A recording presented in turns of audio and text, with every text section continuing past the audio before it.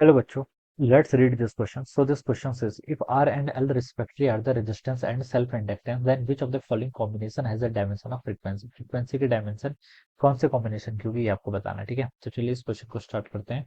So we can write down the key concept of this question. इस question का देखिए की कॉन्सेप्ट आप क्या लिख सकते हैं।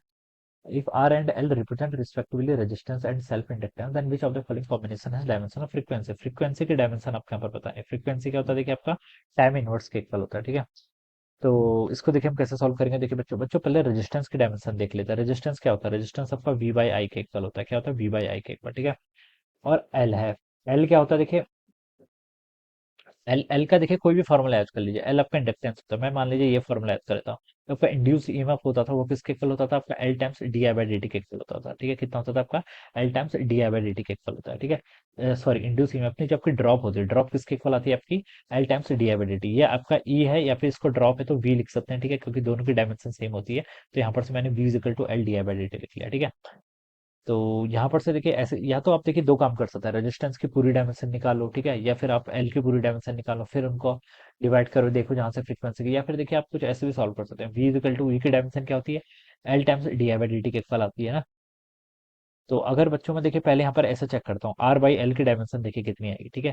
वी को मैं यहाँ पर से पुट कर लेता हूँ, वी कितना आपका L times D I by D T, I की डायमेंशन आएगी, ठीक है, डिवाइडेड बाय टाइम, टाइम की डायमेंशन आएगी। ये तो आपका वी की डायमेंशन मैंने यहाँ से इतना पुट कर दिया। नीचे क्या आई, आई को मैं आई लिख लूंगा सिंपली, ठीक है। आई से बच्चों आपका आई कैंसिल हो गया, ठीक है। और सॉरी, ये आपका आर बाई एल नहीं होगा ना, ये सिर्फ आपका आर है। मैंने आर की डायमेंशन में ये वैल्यूज क्या कर रखी है, पुट कर रखे हैं, ठीक है। आर किसके कल था, वी बाई आई के। वी वाला फॉर्मूला मैंने यहाँ पर से पुट करा, एल और यहाँ से आपका आई से आई कैंसिल हो गया। तो ये आपका एल बाई टी के इक्वल आ गया, ठीक है। तो बच्चों देखिए यहाँ से हमें सीधे ही पता चल गया, आर बाई एल ये किसके डायमेंशन के इक्वल आ रहा है, वन बाई टी के इक्वल। हमसे ये तो पूछा था, which of the following combination as a dimension of frequency. One by T क्या आता है, वन बाई टी आपकी फ्रीक्वेंसी तो कहलाता है, one over time inverse of time period frequency. तो फ्रीक्वेंसी की डायमेंशन आपकी आर बाई एल के इक्वल होगी, जो कि देखिए आपको ए ऑप्शन पे क्या कर रखा है, गिवन कर रखा है, ठीक है। तो ये क्या हो जाएगा, इसका आंसर हो जाएगा। या फिर देखिए आप तो सीधे ही ऐसे बोल सकते थे, क्या बोल सकते थे, देखिए जो आपका एलआर सर्किट होता है, एलआर सर्किट का जो टाइम पीरियड होता है वो आपका एल वाई आर के इक्वल होता है। कितना, एल वाई आर, ठीक है। आपको फ्रीक्वेंसी बताना चाहे, टाइम पीरियड की डायमेंशन क्या, टाइम टाइम पीरियड और फ्रीक्वेंसी एक दूसरे के इन्वर्स होते हैं तो उसको उल्टा कर देते। तो फ्रीक्वेंसी किसके इक्वल होगा, आर बाई एल, ठीक है। तो ये ऑप्शन यहाँ से सीधे ही आपका क्या हो जाता है, करेक्ट हो जाता है, ऑलराइट। तो ऐसे हम सॉल्व करेंगे। या फिर आप एक और ऐसे नहीं करना है, तो आपका फिर डायरेक्ट आप वैसे फाइंड आउट कर लीजिए, वी की डायमेंशन फाइंड आउट कर लीजिए, आई की कर लीजिए, वहां से रेजिस्टेंस की डायमेंशन निकाल लीजिए।